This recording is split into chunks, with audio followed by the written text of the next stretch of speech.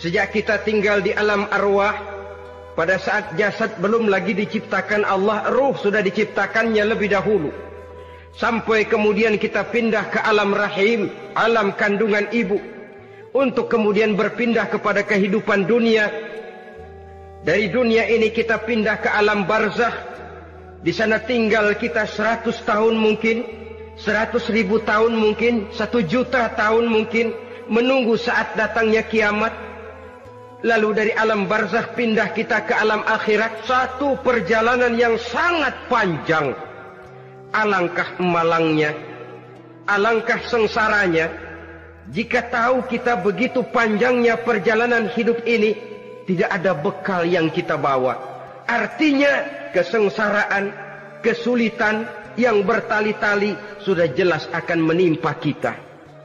Kalau pergi kita keluar kota membawa bekal uang, membawa bekal makanan, apa bekal yang mesti kita bawa?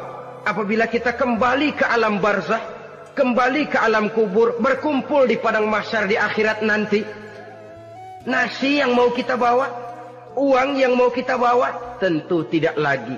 Karena kehidupan materialis selesai di atas liang lahat. Bila masuk kita ke liang lahat, disitulah pahala dan dosa memegang peranan yang sangat penting. Maka pada pertemuan malam ini, kita akan bicara tentang pahala dan dosa itu. Saudara-saudara kaum muslimin rahimakumullah, yang dinamakan pahala, kata Imam Ali Al-Jurjani dalam kitab At-Ta'rifatnya, ma yastahiqqu bihi ar-rahmatu wal maghfiratu minallahi ta'ala. Sesuatu yang pelaksananya berhak untuk mendapat rahmah dan ampunan dari Allah. Dengan kata lain, nilai pahala adalah akibat dari perbuatan-perbuatan di dalam melaksanakan perintah dan anjuran yang ada di dalam kehidupan agama. Apabila perintah dan anjuran kita laksanakan, nilai pahala itu lalu datang. Nah, nilai pahala dalam Islam, menurut konsepsi Quran, Allah menjelaskan, man jaa bil hasanati falahu asyru amsalihha. Barang siapa yang datang membawa satu kebajikan, barang siapa yang melaksanakan satu kebaikan, maka dia akan mendapat balasan 10 kali dari kebaikan yang dikerjakannya.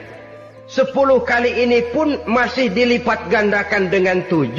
7 ini pun masih dikalikan 100. Dan itu pun masih ditambah dengan pernyataan, wallahu yudha'ifu liman yasha.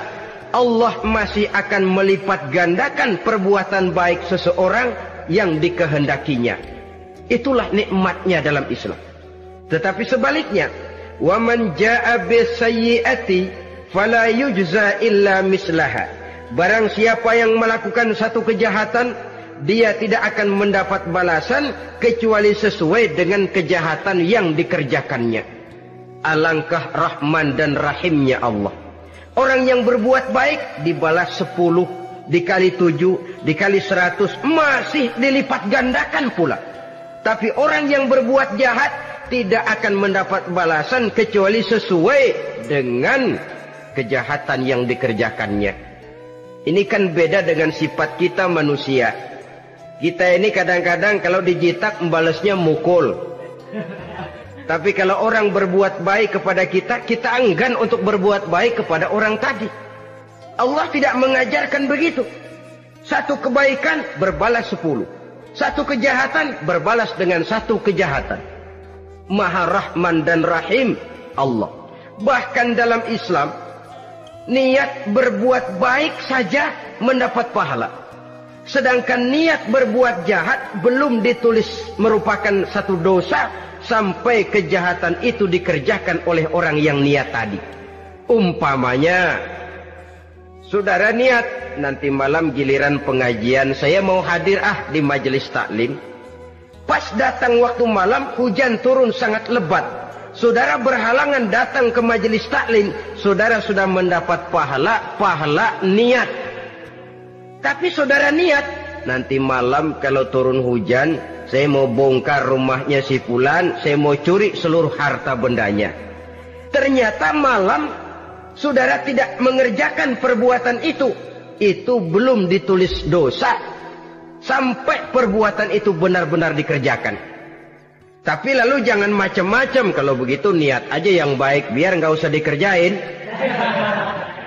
Niat aja pengen ngaji walaupun tidak ada niatan untuk ngaji. Allah lebih tahu tentang apa yang terdetik di dalam hati sanubari kita. Itulah sebabnya sangat dianjurkan orang untuk melakukan segala macam kebajikan. Dan dianjurkan orang menjauhkan segala macam bentuk kejahatan. Karena dia akan berefek melahirkan dosa dan pahala. Dosa dan pahala itulah alat untuk memperoleh kebahagiaan di alam kubur, di padang mahsyar, sampai di akhirat nanti. Di dunia ini mungkin segalanya bisa kita beli dengan yang namanya uang.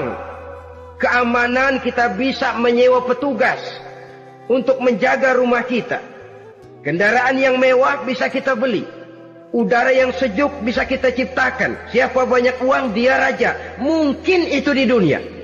Tapi bisa apa uang kalau kita sudah masuk ke alam kubur?